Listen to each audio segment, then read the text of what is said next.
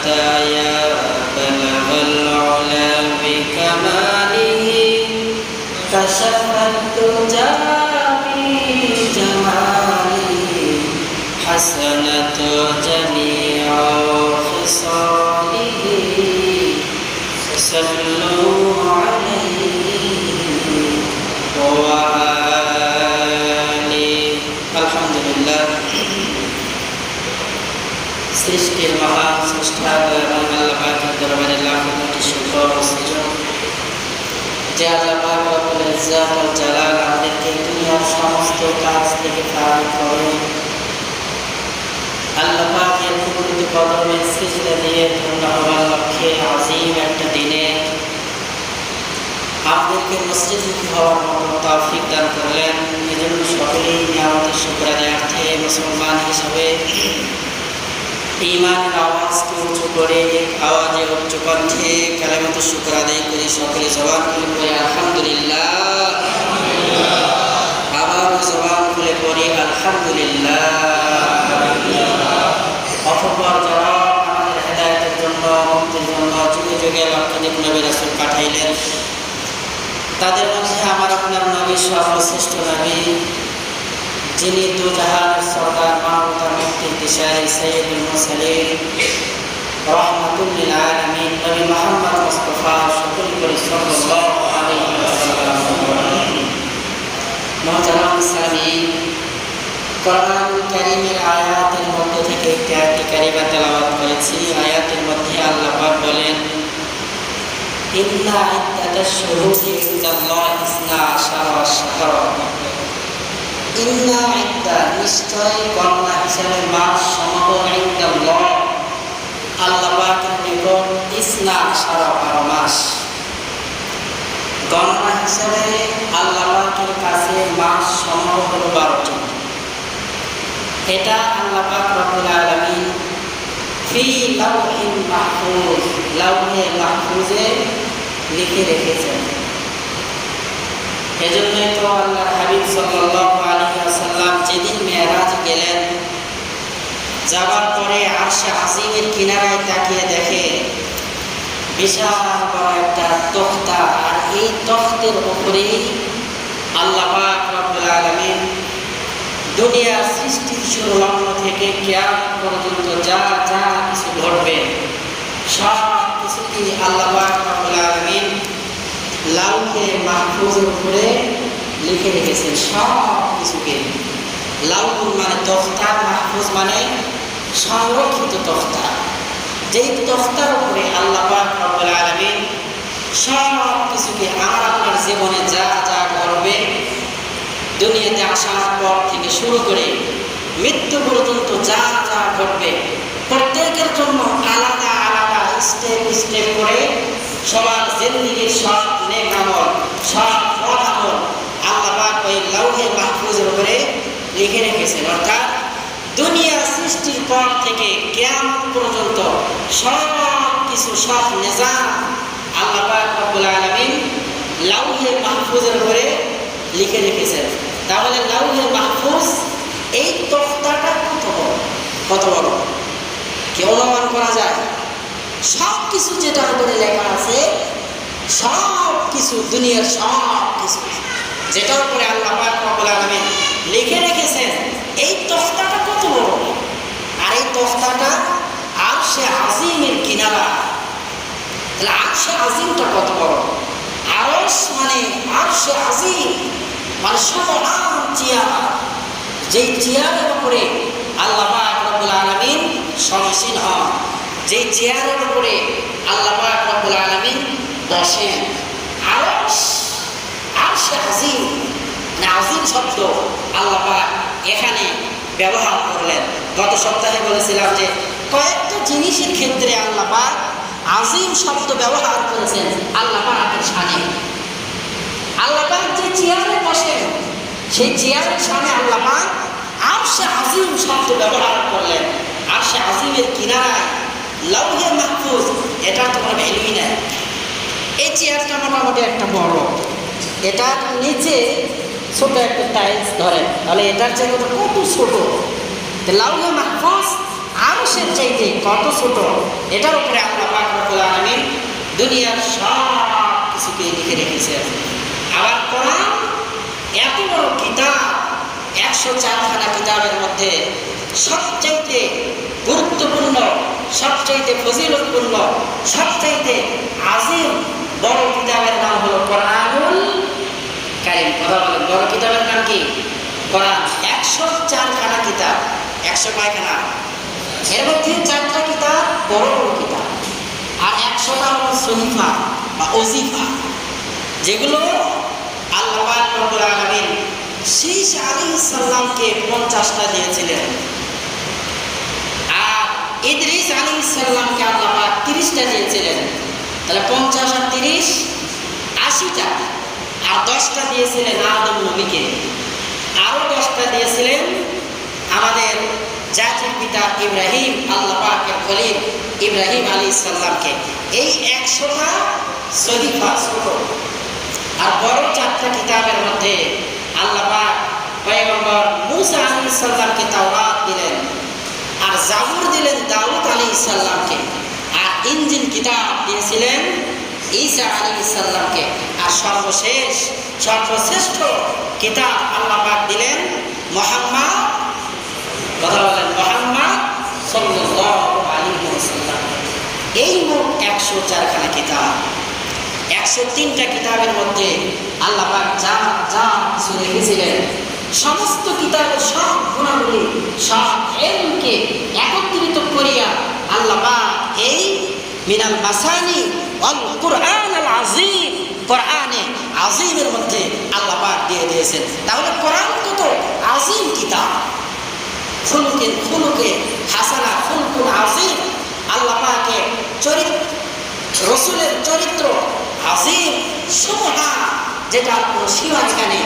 আল্লাহ পাকের দয়া কোনো সীমারেখা নেই, এটা আযীম। বিসমিল্লাহির রহমানির রহিম। শুরু করিতেছি মহান আল্লাহ পাকের নামে। কার নামে? কথা বলেন, কার নামে?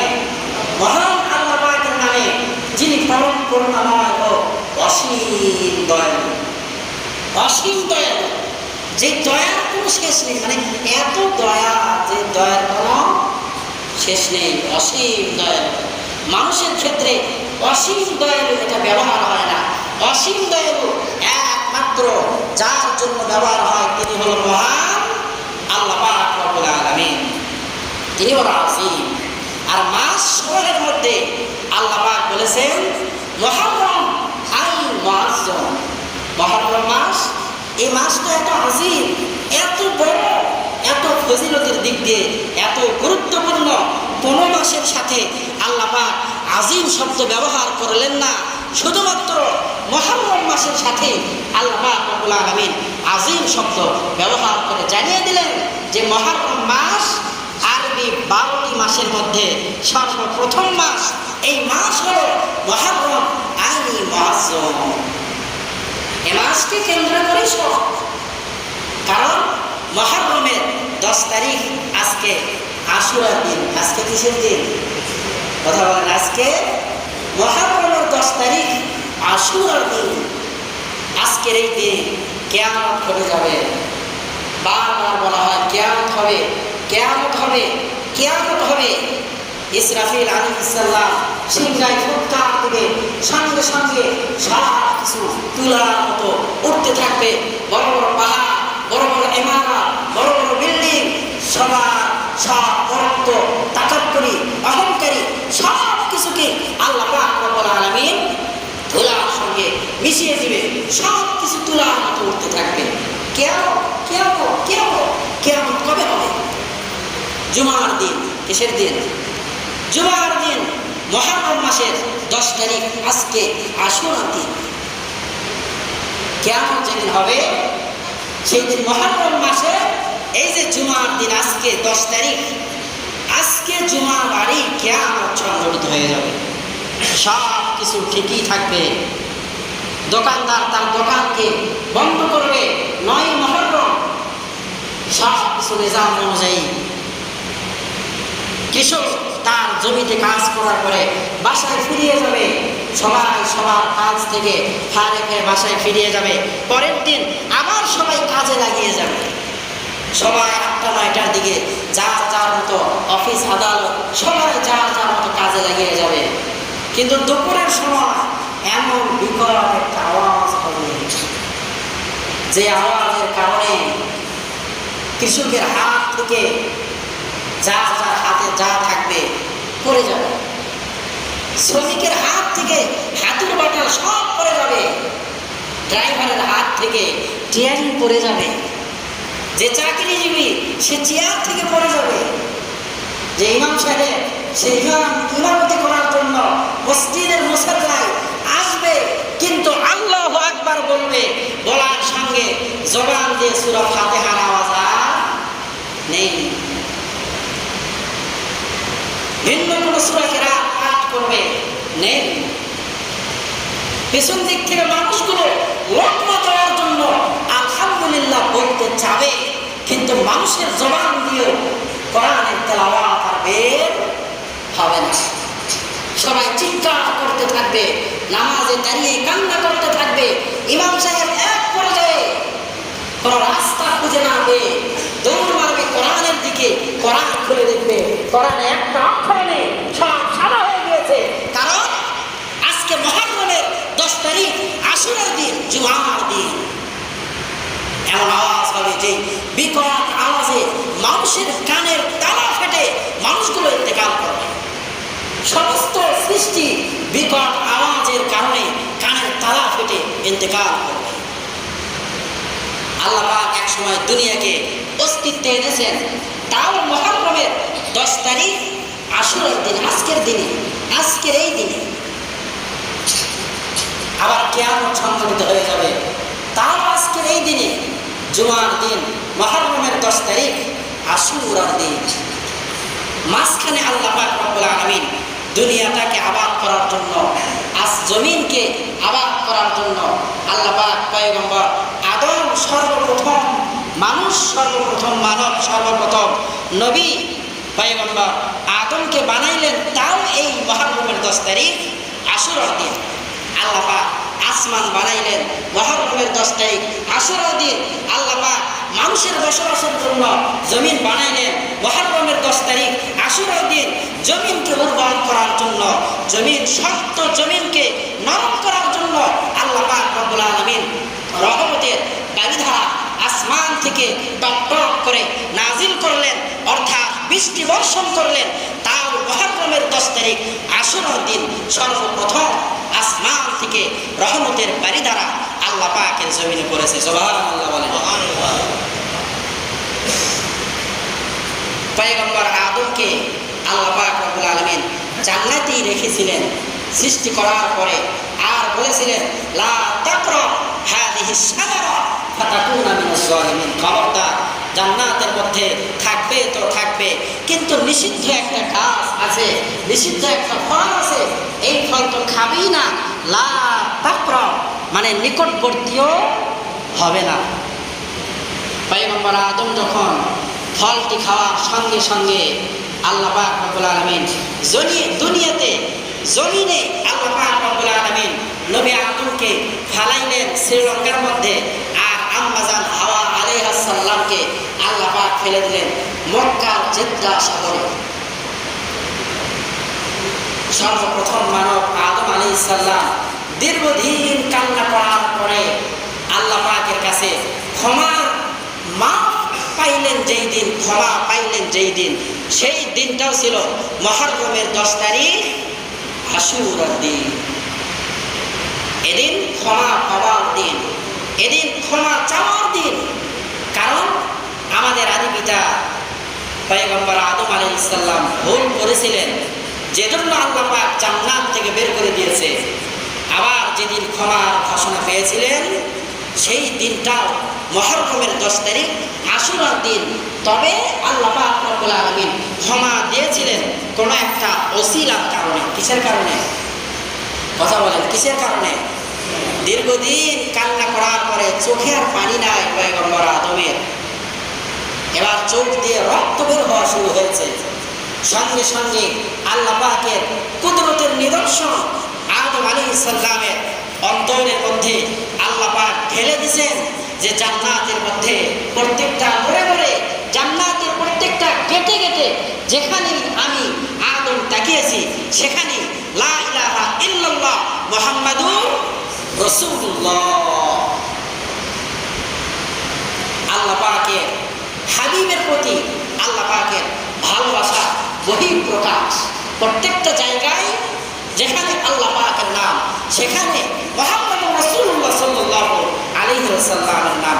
জান্নাতের প্রত্যেকটা মোড়ে মোড়ে, প্রত্যেকটা কেটে কেটে, প্রত্যেকটা গাছের পাতায় পাতায় আল্লাহ পাকের হাবিব মুহাম্মদুর রাসূলুল্লাহ সাল্লাল্লাহু আলাইহি ওয়াসাল্লাম।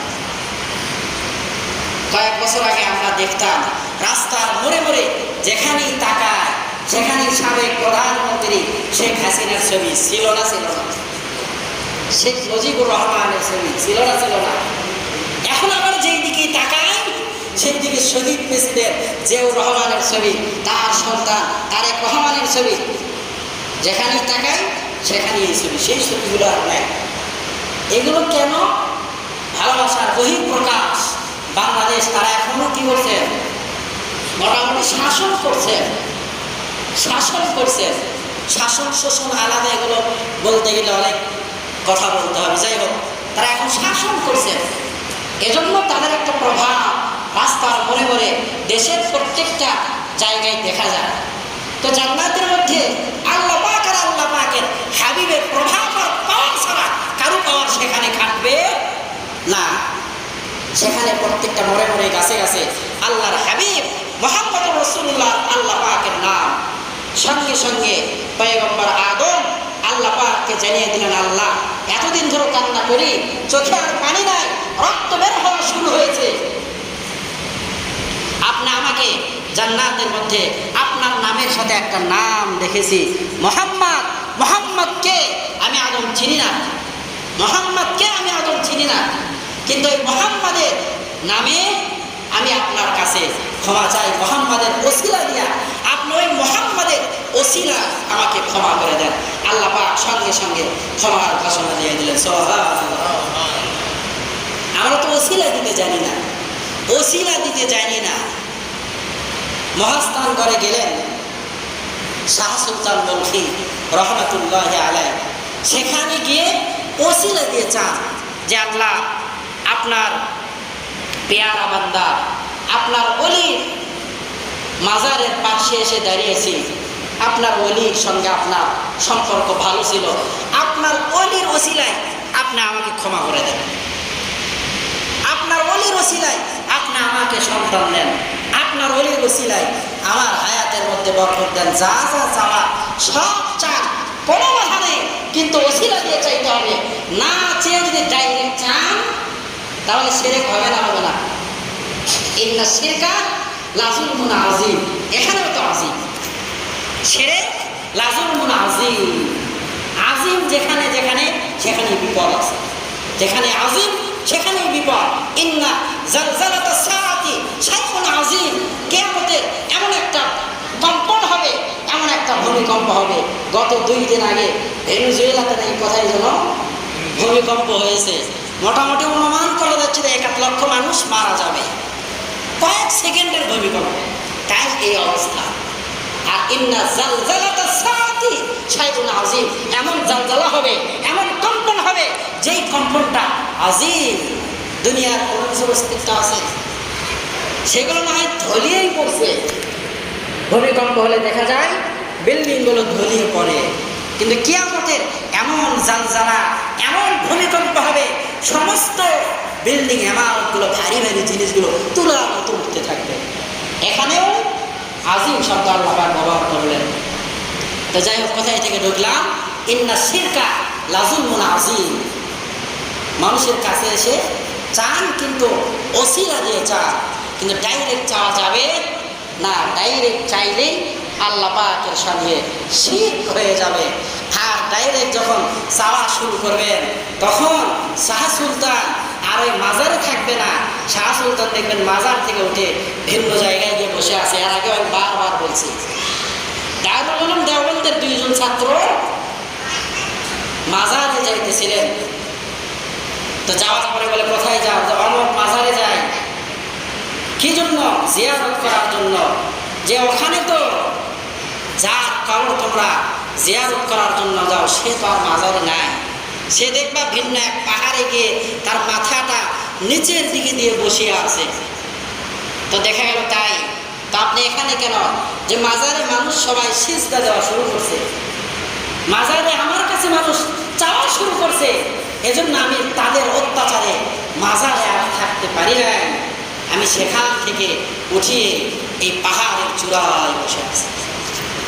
এজন্য যারা আল্লাহ পাকের ওলি তাদের দরবারে গিয়ে চাবেন, কিন্তু চাওয়ার তো সিস্টেম সাইজ থাকা লাগবে। চাওয়ার কি থাকা লাগবে? কথা বলেন, সাইজ থাকতে হবে। বাবার সামনে গিয়ে সুন্দর করে বলতে হবে, বাবা আমি একটু ঘুরতে যাইতে চাই, কক্সবাজার চিটাগাং বা বিদেশ ব্যাংককে যাইতে চাই, কয়েক লক্ষ টাকা দেন। খুব পাম্পটি মানলেন, বাবা খুশি হয়ে দিয়ে দেবে। আর মেজাজ গরম করে বাবার সামনে ধামধুম করা শুরু করেন, বাবাই দিবে? বাবা তো দিবেই না, আর মায়ের দিবে না। আসুন, চাওয়ার সিস্টেম থাকতে হবে। ওসিলা দিয়ে চেয়ে পয়গম্বর আদম ক্ষমা পেয়েছেন যে আল্লাহ আপনার হাবিবের ওসিলাই, মুহাম্মাদের ওসিলাই আপনি আমাকে ক্ষমা করে দেন। যেদিন আল্লাহ পাক ক্ষমার ঘোষণা দিয়েছিলেন নবী আদমকে, সেই দিনটাও ছিল মুহররমের 10 তারিখ, আশুরার দিন। আজকের এই দিনে পরিবারের জন্য বেশি বেশি খরচ করবেন। বিয়ান সাহেব আসলে, বন্ধু বান্ধব আসলে তো বাজারের আর খাবারের আইটেমের কোনো শেষ আছে? কথা বলেন, শেষ আছে? শেষ নেই। মানে এত আইটেম করেন, এত আইটেম করেন। অনেক জায়গায় মাহফিলে গেলে মানে বোটাল খাসি সামনে দেয়। একদিন আব্দুর রহমান হুজুর গল্প করতেছে, কোথায় যেন মাহফিলে গেছে, দিনাজপুর। তো হুজুর দেখে যে 43-44 রকমের শুধু মাছই নিয়ে আসতে। মানে হুজুর একদিন গল্প করতে করতে বলতেছে 43-44 রকমের মাছ, যে হুজুর আমি 1 বছর যাবৎ খালি জোগাইছি, যেখানে যে মাছ নতুন দেখছি সেই মাছটাই নিয়ে আসছি, যে আমার মাহফিলে যিনি প্রধান বক্তা তাকে এগুলো খাওয়াবো। তো আপনি খাওয়ান, ভালো কথা, কিন্তু আজকে মুহররমের 10 তারিখ যেই ব্যক্তি পরিবারের জন্য ভালো খাবারের ইন্তজাম করবে, আল্লাহ পাকের ভান্ডার থেকে ওই ব্যক্তির জন্য সারা বছর ভালো খাবারের ইন্তজাম আর ব্যবস্থা আল্লাহ পাক কুদরতিভাবে করিয়ে দেবে। সুবহানাল্লাহ। এজন্য সবাই নামাজ পড়ে বাজারে গিয়ে যা যা কেনার দরকার, গরুর গোশত, খাসির গোশত, ওটের গোশত, যা যা কেনা ক্রয় করার দরকার ক্রয় করবেন। আমি আজকে সকালবেলা মোটামুটি যা পারি পরিবারের জন্য ক্রয় করছি, মানে হাদিস অনুযায়ী যা সামর্থ্য আছে ক্রয় করছি, যেন আল্লাহ পাক সারা বছর ভালো খাবার। এজন্য সবাই পরিবারের জন্য আজকে ভালো খাবারের ইন্তজাম করবো আমরা ইনশাআল্লাহ। সবাই বলে ইনশাআল্লাহ। আল্লাহ পাক আমাদের সবাইকে মুহররমের শিক্ষা নিয়ে চলার মতো তৌফিক দান করেন। ওয়া মা তৌফিক ইল্লা বিল্লাহ।